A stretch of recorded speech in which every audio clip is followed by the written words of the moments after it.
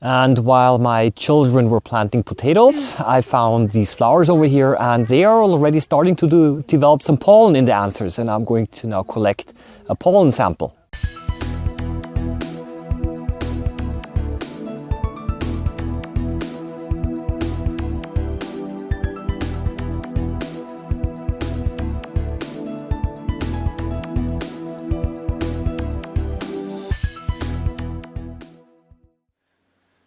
I want to look at the pollen of this Narcissus plant. There's also a little insect on the left side.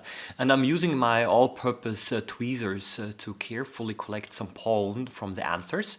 The pollen is quite sticky, so it sticks quite well to the tweezers.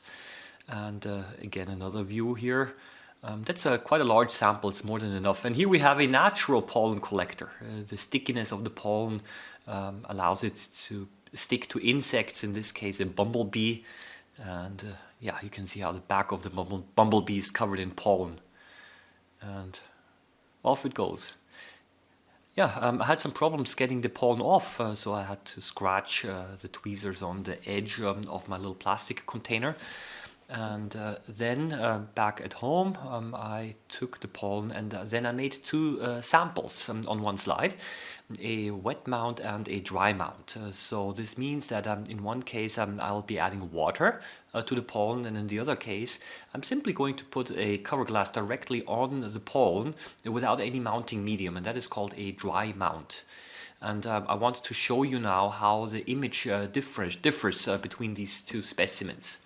Yeah, so that's plenty of pollen, as you can see, and I have to separate the pollen a little bit to make it easier to see. So this will be the dry mount. You can see that I'm directly putting a cover glass on top of it, simply to squeeze it flat. And on the right side, I'm adding a drop of water. And this is then the mounting medium. And then, of course, also a small cover glass on top. And now let's compare the two images a little bit. Of course, it has to go under the microscope first. And we start with the dry mount sample.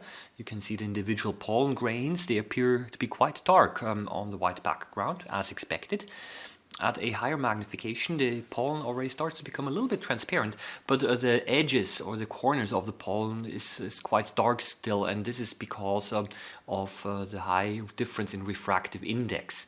We're now looking again yet at a higher magnification, and yet at a higher magnification. And you can see quite distinctly the oval shape of the pollen and all the details. Now, this here, on the other hand, is now using water as a mounting medium, again at the lowest magnification with a 4 times objective, the 4x objective. At a higher magnification yet, you can already see here that the pollen do not look quite as dark on the edges, and they already also started to swell a little bit. So they're a little bit rounder, and the reason is that the pollen started to absorb water, and this caused it to swell. But the water as a mounting medium also allows you to see a little bit more structural details inside the pollen. So the mounting medium can make quite a big difference. I'm switching over now to dark field. This is in water, again using dark field. And here we can also see some air bubbles, and also this dark field illumination again allows you to see other details that you normally would not see. So, but also here the round shape is quite visible.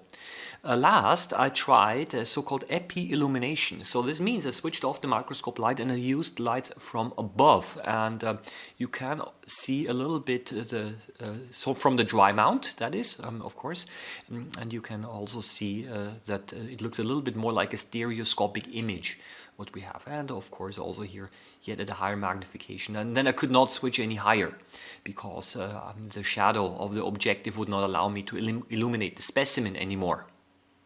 So we now had a look at pollen grains under different lighting conditions and also with different mounting mediums. And I think one could see quite well that both can have a significant impact on the way that the pollen looks like. In a dry mount, for example, many pollen grains were characterized by a dark corner, dark edges, and I think this is because of the difference in refractive index. And if you add water as a mounting medium, then the pollen had the tendency to swell up, but they were much more evenly lighted, and it was easier to actually see into the pollen grain. However, the structure was changed because of the absorption of water. And so you can see the different ways of illumination have a different way of influencing the way that the specimen looks like. I think this also makes it very interesting as a hobby, because there's so many parameters, so many variables that you can change. So I want to wish you a nice day. I hope that you enjoyed this video, and wish you, as always, happy microbe hunting. Bye bye.